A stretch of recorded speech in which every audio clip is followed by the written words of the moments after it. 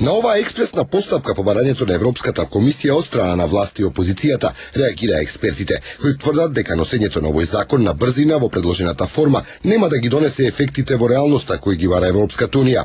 Законот, на пример, не предвидува санкции кои се соодветни на последиците кои произлегуваат од кршењето на одредбите. Во поглед на за финансирање на политичките партии се уште немаме ни еден позитивен исчекор.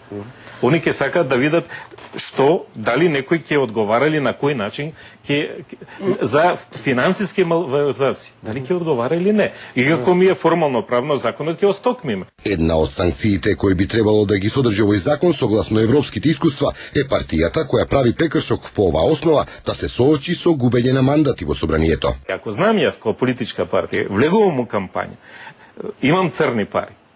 Не можам да докажам од кај ми се парите. А знам од друга страна дека ќе ги изгубам мандатите, сигурно ќе морам на честен начин да постапам. А кај нас сега ние идеме друго. Инаку потребата од овој закон произлегува од оценката дека начинот на кој се финансираа политичките партии во Македонија е еден од клучните генератори на корупцијата.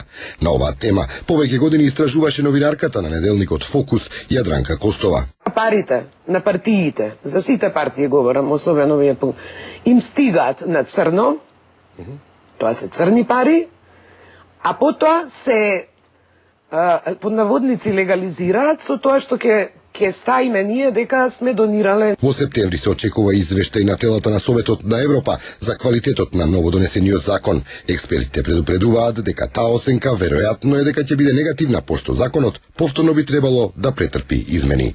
Борјан Јовановски за Гласот на Америка на македонски јазик, Скопје.